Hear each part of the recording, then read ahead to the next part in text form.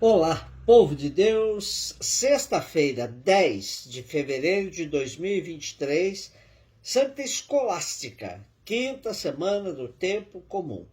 A nossa reflexão de hoje é a partir de Gênesis 3, de 1 a 8 e Marcos 7, de 31 a 37. A serpente era o mais astuto de todos os animais dos campos que o Senhor Deus tinha feito.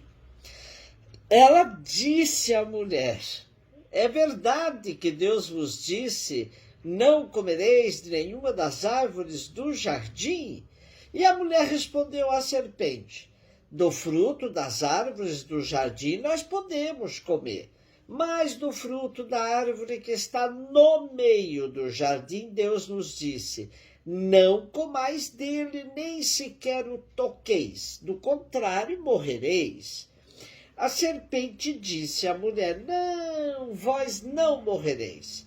Mas Deus sabe que no dia em que dele comerdes, vossos olhos se abrirão e vós sereis como Deus, conhecendo o bem e o mal. A mulher viu que seria bom comer da árvore, pois era atraente para os olhos e desejável para obter conhecimento. E colheu um fruto, comeu e deu também ao marido que estava com ela. E ele comeu. Então os olhos dos dois se abriram, e vendo que estavam nus, teceram tangas para si com folhas de figueira. Quando ouviram a voz do Senhor Deus, que passeava pelo jardim à brisa da tarde, Adão e sua mulher esconderam-se do Senhor no meio das árvores do jardim. O recurso mitológico para descrever a origem do mal foi usado com muita genialidade. Porém, há toda uma literatura sobre o que se convencionou chamar de Mysterium Iniquitatis. Na verdade, a origem do mal segue sendo um mistério indecifrável. Quem deu esse poder à serpente? Teria Deus cochilado no momento da criação? O mais intrigante é que a serpente no Antigo Oriente era símbolo de fertilidade sexual e da saúde. Ainda hoje, entre nós, a serpente é símbolo da farmacêutica. A Bíblia desmitiza completamente a serpente ao apresentá-la como animal selvagem semelhante aos outros. Na verdade, a serpente não pode fazer bem nem mal. Mas, na tradição hebraica, como a cristã, a serpente do Gênesis se torna a figura do diabo, do maligno, do mal. Desta forma, a serpente no paraíso termina por não explicar a origem do mal. É mais um recurso literário para introduzir a dinâmica sedutora que está na origem do pecado humano. É o homem e é a mulher que pecam. O animal que fala, seja a serpente, seja a burra de Balaão, é um recurso narrativo para descrever o que se passa na mente dos protagonistas da história. São o homem e a mulher que têm capacidade para o diálogo e debatem sobre o porquê da proibição divina e sobre a sua verdadeira motivação. Com grande perspicácia psicológica, o autor bíblico diz-nos que o pecado, antes de ser um gesto, um ato, acontece na consciência por meio de uma dúvida que nela se insinua acerca da bondade do Criador. O mito em questão não explica a origem do mal no mundo, mas a origem e a dinâmica do pecado humano, como um processo sutil e progressivo de desobediência à palavra de Deus.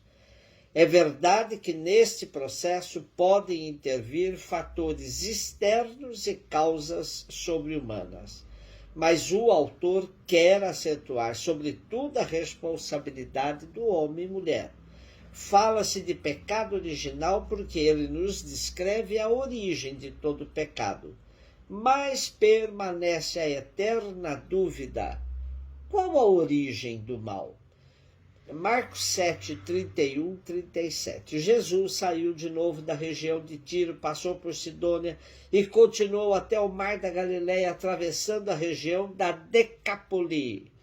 Trouxeram então um homem surdo que falava com dificuldade e pediram que Jesus lhe impusesse a mão. Jesus afastou-se com o homem para fora da multidão. Em seguida colocou os dedos nos seus ouvidos, cuspiu e com a saliva tocou a língua dele. Olhando para o céu, suspirou e disse: Efatá, que quer dizer abre-te. Imediatamente seus ouvidos se abriram, sua língua se soltou e ele começou a falar sem dificuldades. Jesus recomendou com insistência que não contassem a ninguém, mas quanto mais ele recomendava, mais eles divulgavam. Muito impressionados, diziam: ele tem feito bem todas as coisas. Aos surdos faz ouvir e aos mudos falar. A Decápole, do grego deca e polis, 10 e cidade, era um grupo de 10 cidades na fronteira oriental do Império na Judéia e Síria, fronteira oriental do Império Romano. As 10 cidades não constituíam uma liga oficial, uma unidade política, mas foram agrupadas por causa de sua língua, cultura, localização e status político.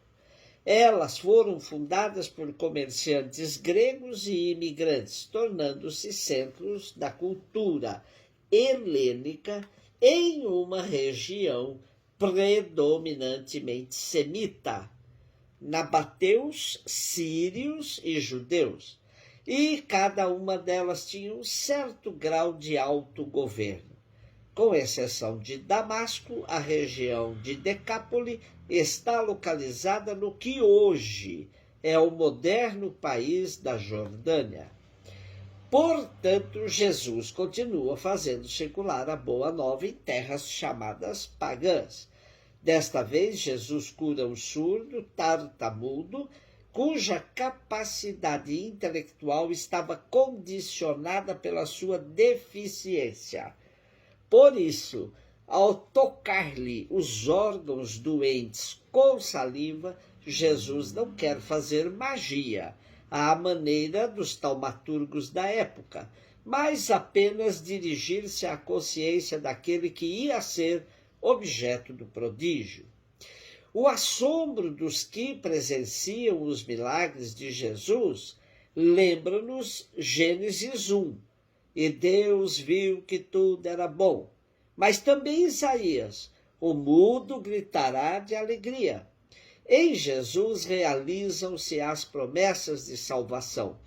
Não se trata, pois, de triunfalismo político messiânico, mas de um reconhecimento gozoso da eficácia desalienante da presença do reino de Deus.